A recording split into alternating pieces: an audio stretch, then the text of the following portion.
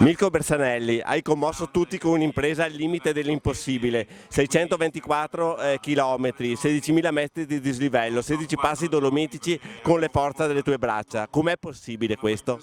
Prima di tutto, vabbè, come si dice sempre, ci vuole un po' di follia, altrimenti uno parte alla prima salita, rinuncia perché la fatica è veramente tanta, soprattutto con le braccia. Gli accompagnatori dicevano così, stimiamo il doppio della fatica rispetto a un ciclista normale. La fatica è veramente, posso assicurare, veramente tanta. Però lanciamo la sfida un altro anno, qualche altro in bike che possa battermi, così abbassiamo un po' il record, lo rendiamo un po' più... abbassiamo un po' il tempo finale.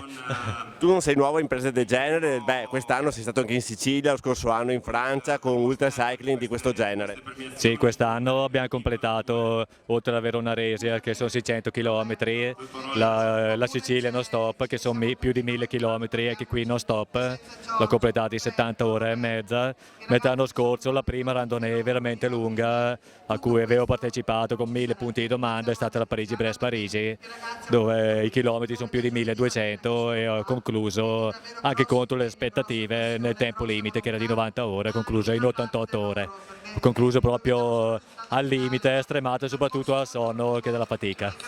Nella vita sei un ingegnere, come ti è venuta questa passione? Non lo so, abbiamo cominciato per scherzo, la prima sfida era stata di riuscire a completare una maratona, quindi 42 km, poi come si dice l'appetito viene mangiando e abbiamo sempre aumentato il chilometraggio fino ad arrivare ai 1200 da Parigi-Brest l'anno scorso e ai 600 di quest'anno con un dislivello veramente notevole.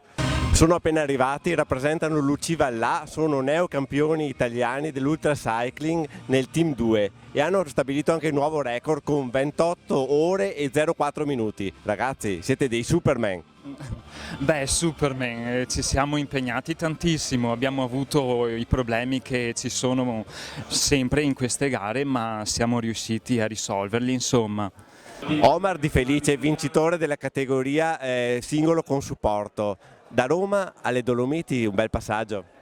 Beh sì, diciamo ho sempre amato le montagne pur essendo nato al mare e vivendo tuttora a Roma, quindi la passione per la montagna l'ho sfogata con l'ultracycling. È la terza volta che venivo qui ed è la terza volta che assisto all'alba sul Passo Giau, che è qualcosa veramente da pelle d'oca. Un bel ricordo delle Dolomiti che ti porterai a Roma. Ma sicuramente la vittoria, inutile nasconderlo. E poi appunto ecco, tutti i paesaggi che abbiamo attraversato con le fantastiche montagne e le salite dove è stata scritta la storia del ciclismo. Il vicentino Luciano Zatra, vincitore assoluto dell'Ultra Cycling Dolomitica, un'impresa grandiosa.